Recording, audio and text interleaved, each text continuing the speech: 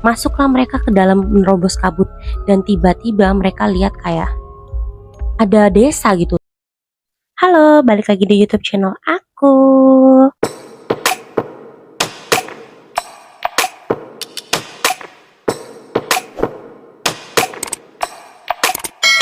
Jadi aku akan membacakan salah satu cerita yang memang sudah dikirim ke email aku ya.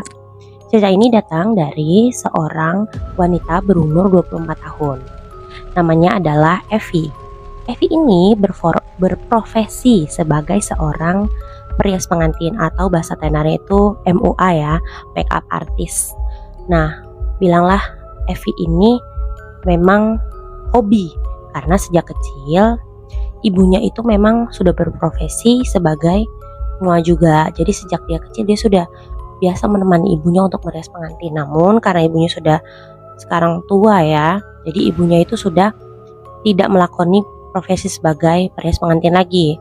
Nah, sejak selesai dari SMK, Evi pun mengikuti pelatihan kursus untuk tata rias dan saat ini dia melakoni profesi tersebut. Pada saat COVID kemarin, Evi ini merasa kayak, jobnya ini makin sepi dikarenakan kan ya maklum ya waktu COVID itu teman-teman kan jarang ada orang yang bikin acara karena memang dilarang oleh pemerintah ya. Jadi jarang orang bikin acara. Nah, karena dia merasa keuangan keluarganya pun menipis karena kan saat ini mamanya itu tidak bekerja lagi dan bapaknya itu adalah buruh tani.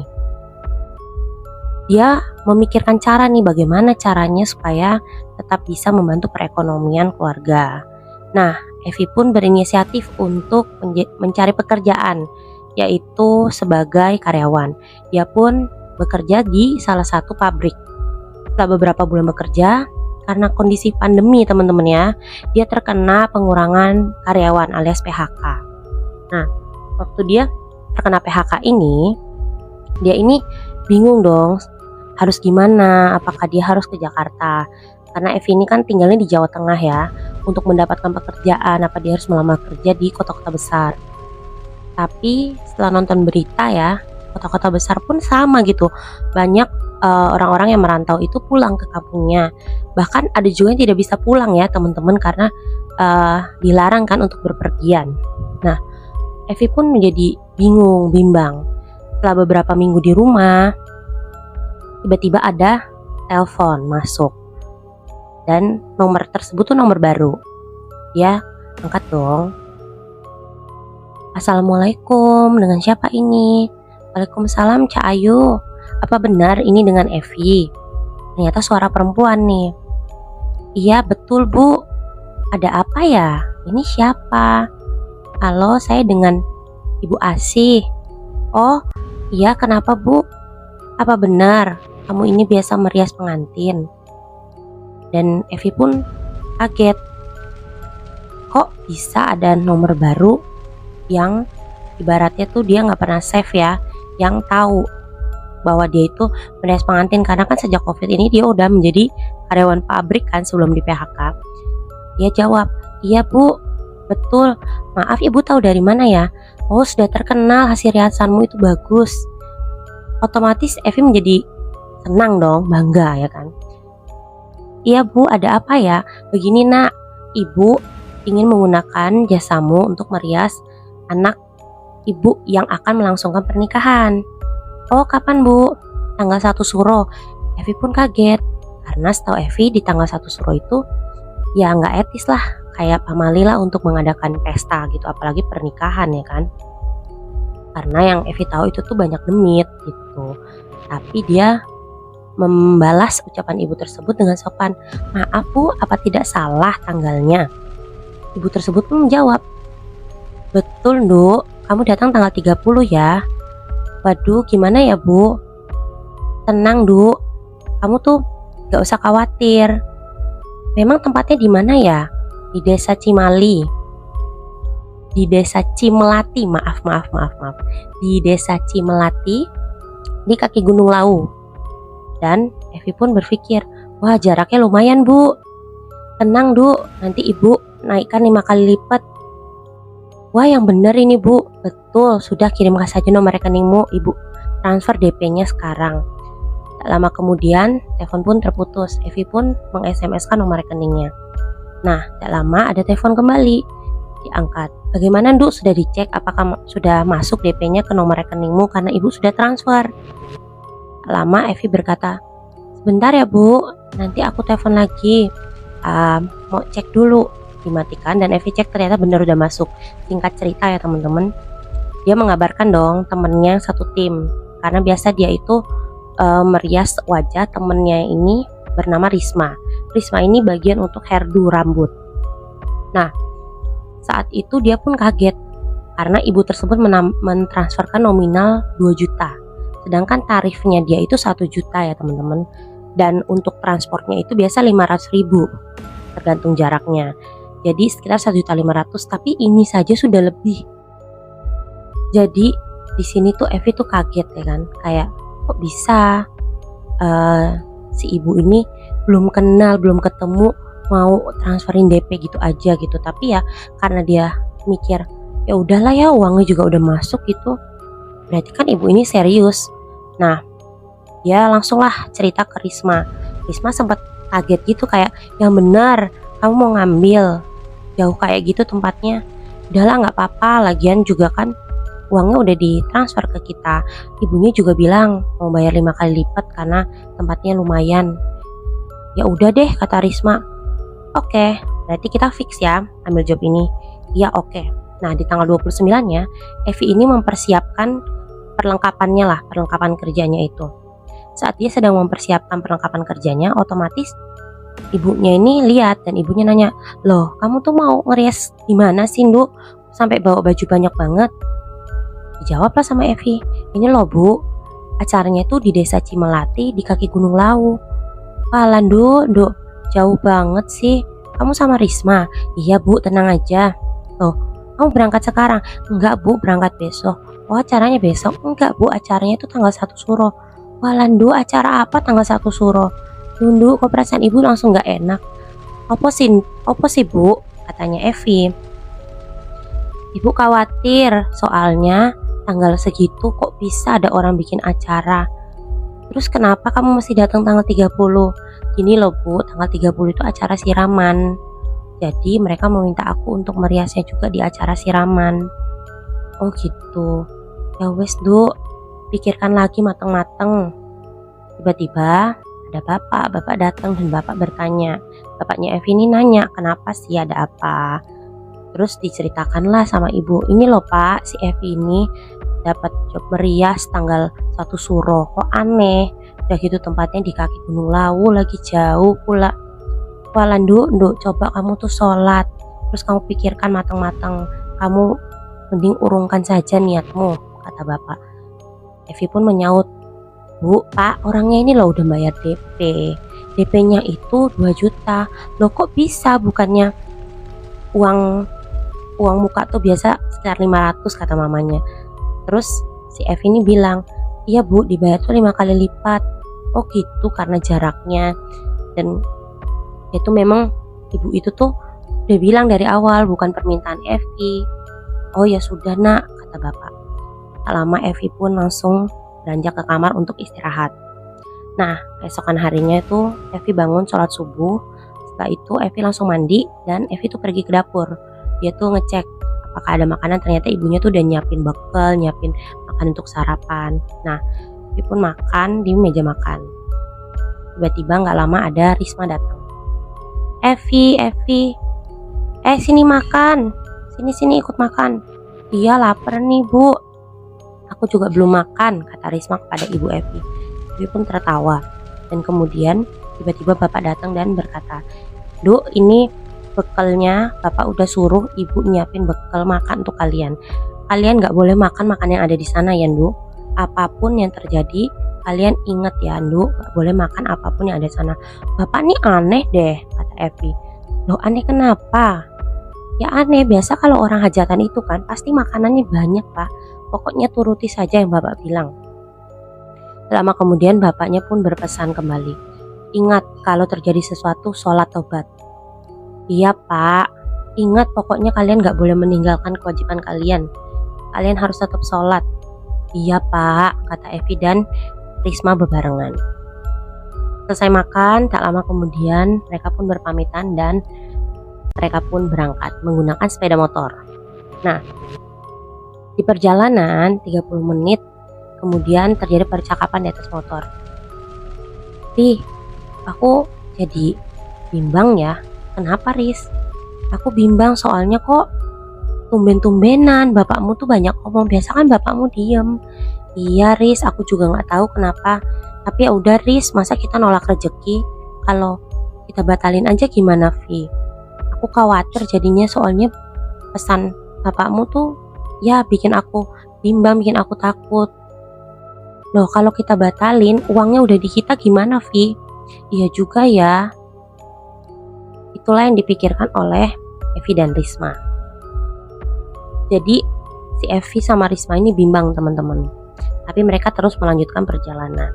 Nah, tiba-tiba ban belakang mereka tuh kayak bocor gitu. Jadi awal mulanya tuh mereka lagi berjalan di atas motor ya. Motor tuh lagi melaju, terus tiba-tiba kayak motornya tuh oleng. Ternyata pas cek tuh ban belakangnya bocor. Setelah itu mereka melipir dong, mereka nyari bengkel. Nah, di bengkel itu ternyata udah azan tuh. Mereka cepet-cepet lah nanya, Pak motornya masih lama nggak? Enggak, sebentar lagi Neng, mau sholat dulu. Ini sudah jadi kok Neng, sebentar. Gak lama kemudian mereka mencari masjid untuk sholat. Habis itu mereka nyari tempat nih, selesai sholat nyari tempat untuk makan siang kan. Yang bekal yang dibawain itu dimakan lah sama mereka, salah satu yang untuk siang. Jadi setelah mereka makan siang mereka melanjutkan perjalanan. Nah, tidak lama kemudian mereka itu sampailah kayak di sebuah warung. Nah, warung ini terletak di dusun sebelum dusun Cimelati ini katanya. Kata orang-orang yang mereka tanyain. Jadi mereka tuh sempat nanya-nanya dulu di jalan. Mereka nggak nyasar tapi mereka memastikan ya, kayak make sure gitu. Dusun ini tempatnya asri banget, kayak ada suara-suara kicauan burung apa pokoknya ya desa di bawah kaki gunung gimana sih ya teman-teman? Ya indah gitu, indah udah gitu tenang. Nah, dia berhenti di sebuah warung dan mereka tuh memesan kayak teh manis panas. Karena mereka memesan teh manis panas, sang ibu penjaga warung, sebut aja Simbo ya. Simbo ini bilang, tunggu ya, Bu mau masak air panasnya dulu. Gak lama kemudian setelah teh manis jadi disuguhkan kepada mereka, Simbo bertanya, loh ini dari mana sih? Mau kemana juga? Ini Bu, sebenarnya kami ini adalah perias pengantin. Dan kami ini mau menuju ke dusun Cimelati. Loh, tujuannya apa mau ke sana? Kami akan merias pengantin, Bu. Besok acaranya. Loh, siapa yang menyuruh kalian? Bu tersebut tuh kayak mukanya tuh udah beda, udah kaget gitu. Kayak, loh ngapain lo ke sana gitu kan.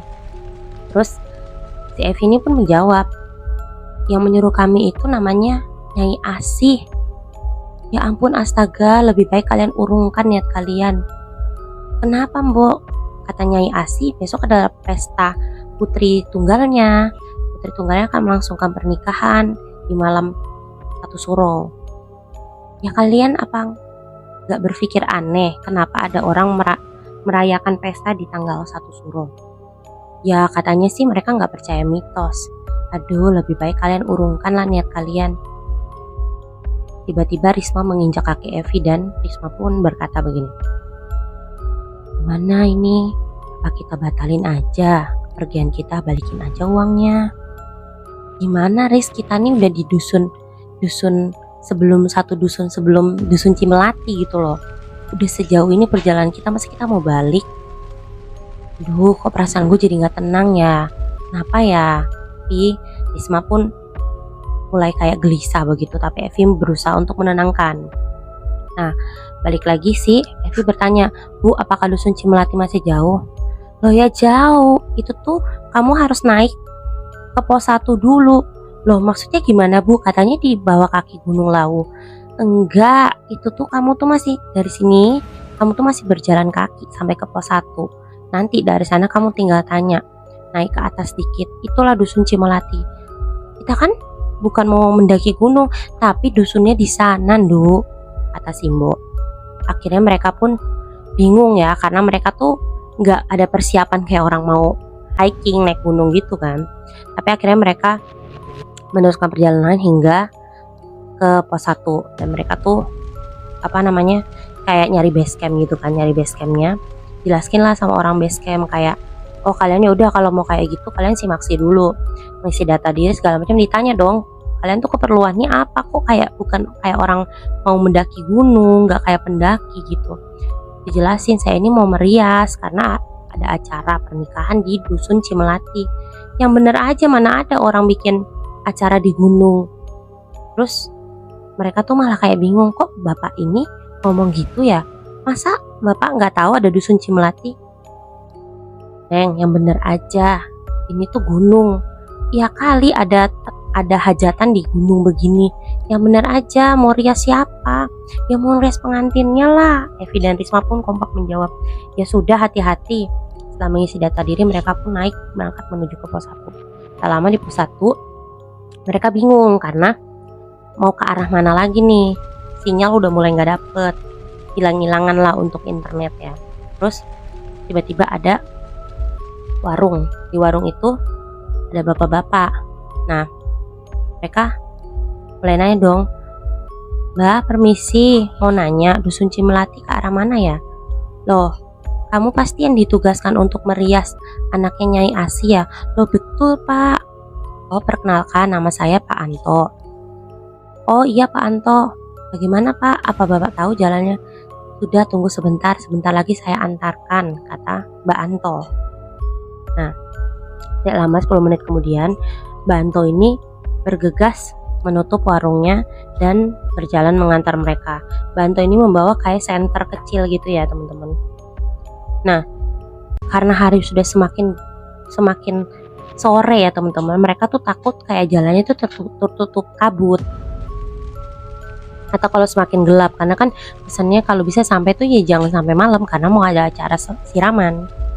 Tidak lama kemudian Mbak Anto tuh kan memimpin jalan, mereka tuh cerita lah, dan Mbak Anto tuh tiba-tiba kayak ngajak ngomong burung jalak gitu. Burung itu tuh dipesanin seperti ini, jaga cucu-cucuku ya, pokoknya tuntun mereka. Dan Evi sama Risma nih kayak saling tatap-menatap, maksudnya siapa gitu kali ya, cucu-cucunya. Terus diberanikan diri lah menanyakan.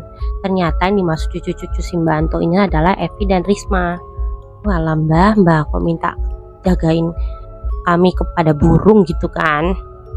Mereka tuh ketawa-ketawa. Tak lama kemudian benar saja kabut datang, kabut yang sangat tebal. Tapi Mbak Anto memerintahkan mereka untuk memegang belakang bajunya Mbak Anto itulah. Jadi Evi sama Risma tuh megangin bajunya Mbak Anto lah. Masuklah mereka ke dalam menerobos kabut, dan tiba-tiba mereka lihat kayak ada desa gitu. Tadinya tuh mereka cuma lihat hutan katanya, tapi tiba-tiba setelah kabut tuh ada desa.